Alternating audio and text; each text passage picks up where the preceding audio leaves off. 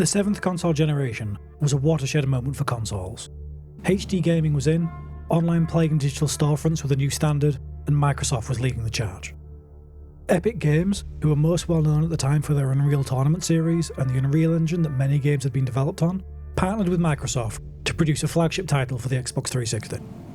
Initially, work started on what would become Gears of War in 2001, was for another game set in the Unreal universe, a large-scale multiplayer title in a similar vein to Tribes called Unreal Warfare. Problems during the development though caused it to be delayed, with Epic focusing on Unreal Tournament 2003 instead. Around this time, work began on Unreal Engine 3, and the previously shelved Unreal Warfare was moved over to the new engine. During the move to the new engine, the team working on it started to realise that it was far removed from the Unreal franchise it was to be associated with, and consequently decided to split from it and let it evolve into its own unique creation. Development was headed up by lead designer Cliff Bleszinski, a long-time employee of Epic with a rich history of titles under his belt, previously working on Rune, Jazz Jackrabbit and the Unreal series. Early versions of the game initially played from a first-person perspective with no cover system.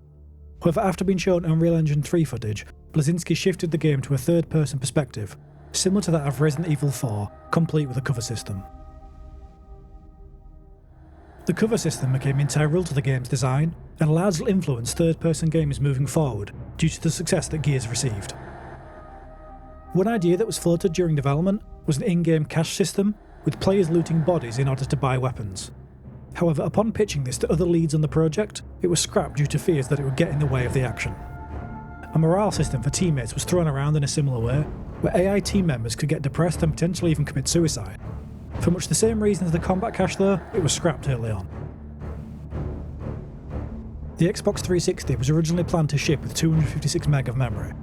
The story goes that Epic called up Microsoft and showed them what Gears would look like with that 256 meg, and in doing so, convinced them to use 512 megabytes so that Gears, and many other games down the line, could run in 720p. This reportedly ended up costing Microsoft $1 billion more in manufacturing costs, but it was ultimately worth it.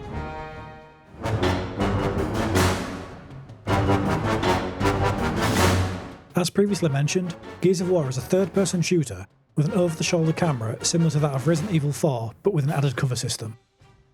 The play was offset from the camera, specifically to give the player a clearer view of where they were going.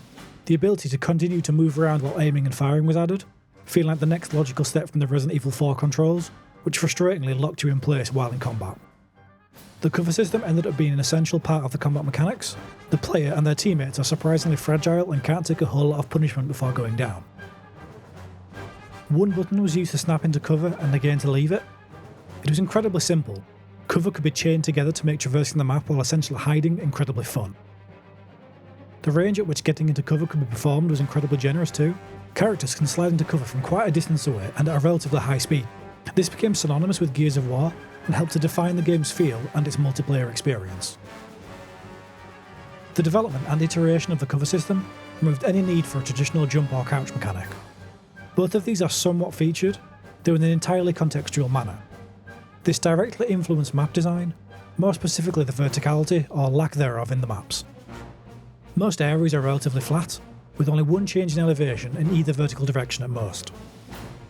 This tied in with the philosophy of being a close combat-focused game, wanting to keep a somewhat tactical shooter feel, along without the long-range combat often found within them, keeping the player from having to shoot at what amounted to just a few pixels, rather going for a more in-your-face combat style. The reloading system had a surprisingly unique feature developed for it. A risk versus reward system was added. Hitting right bumper once would simply reload whatever weapon was being carried at the time.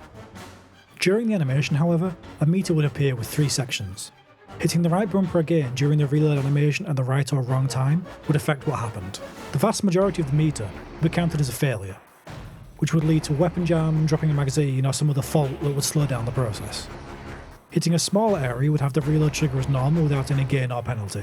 And finally, the smallest section highlighted in white, if hit correctly, would trigger a perfect active reload. This would be executed quicker and give a damage boost to the new ammo for a limited time. This gave a trade-off between being more effective in combat overall, against potentially putting the player at a much greater risk, due to them effectively being locked into a longer animation.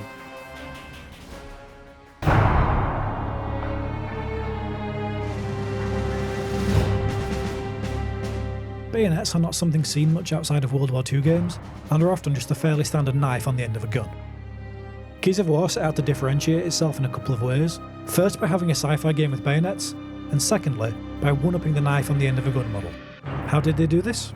Chainsaws. Holding down B revs the chainsaw. If any enemy comes into contact with it, a pretty brutal execution will follow. If two revving chainsaws come together, then a duel of sorts takes place, with both users having to mash the B button in order to come out on top, with the loser being eviscerated. In multiplayer anyway. In single player the AI gets overwhelmed pretty easily. Keeping with the brutal execution theme, should an enemy be knocked down, running over and hitting certain buttons triggers various executions to take place. These vary from curb stomps to beating them down with the butt of a gun, all are incredibly visceral and have plenty of gore.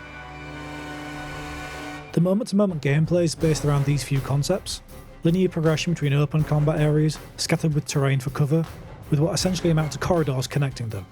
It's a fairly standard approach to a game like this, but it serves the purpose well enough. The selections of weapons available throughout the campaign is quite small, but very focused. Nothing seems to be conspicuous by its absence. The workhorse weapon for the game is the Lancer, an assault rifle with the aforementioned chainsaw bayonet. The enemy equivalent, the Hammerburst, is a burst-firing assault rifle that can be deadly when used correctly too. It generally ends up being a fallback weapon due to the vast sums of ammo available for it. Next up is the Nasher shotgun. Anyone who's played the multiplayer for pretty much any Gears game will be familiar with this, as it's been the meta weapon ever since the series first released. It's no use whatsoever at range, but devastating in close combat. What limited combat there is that takes place over distance can be dealt with by the Longshot, the Gears Universe sniper rifle. It's actually really useful in general gameplay though, able to one-shot a lot of standard enemies even on the harder difficulty levels. Ammo is often limited though, and it only appears in a few locations in the game. A grenade and rocket launcher hybrid appears in the form of the Boomshot, even rarer still than the Longshot, only really carried by large elite enemies that often appear as mini-bosses. The last of the regular weapons is the Torque Bow, a vertically drawn crossbow that fires explosive bolts, appearing only in the final two acts of the game by the most elite of enemy soldiers. One special weapon, used only in certain semi-scripted sequences, is also available, the Hammer of Dawn, an orbital laser that devastates anything it's fired at, not requiring any ammo and can theoretically be fired infinitely in the areas that it's available. It's used only for certain boss encounters and a few moments in the story, though it does return as a more common weapon in the multiplayer in some of the more open maps.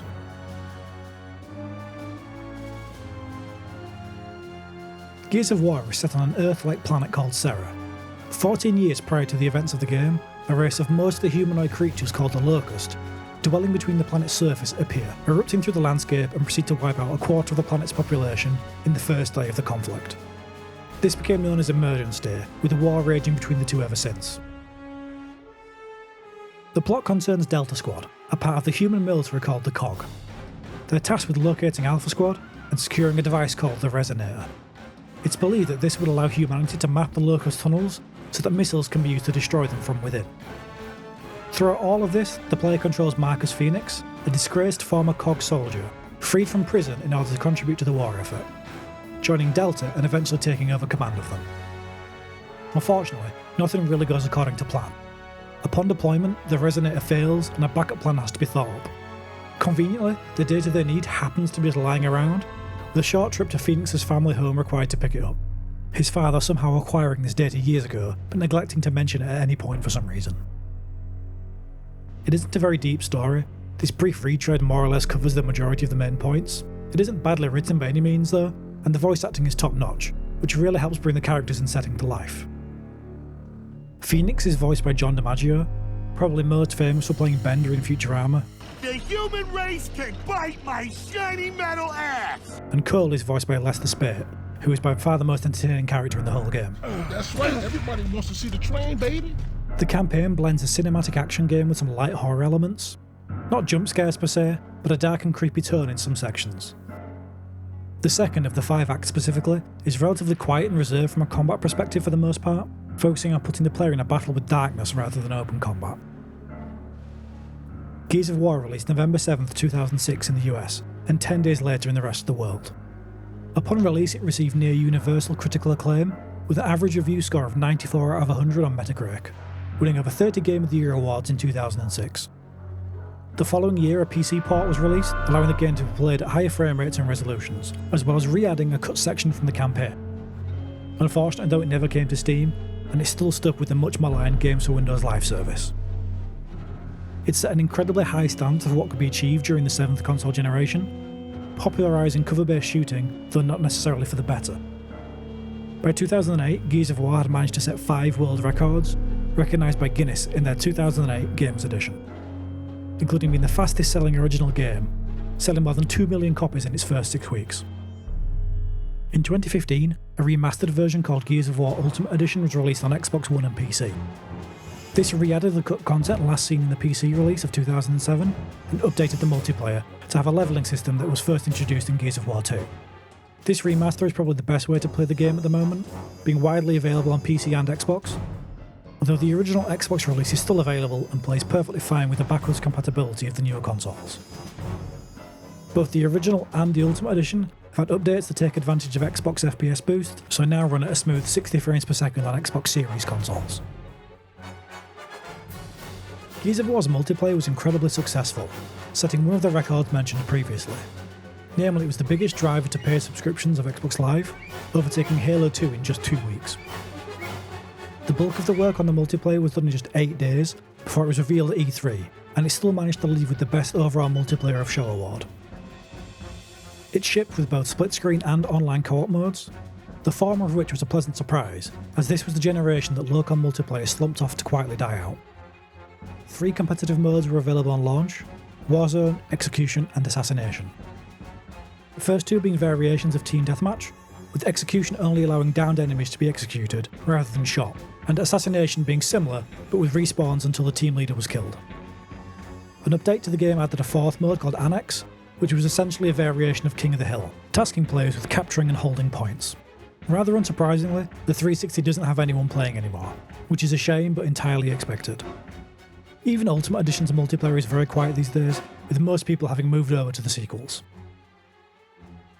There aren't many games where my playtime goes into the hundreds of hours, fewer still that go into the thousands, but Gears of War is one of those games.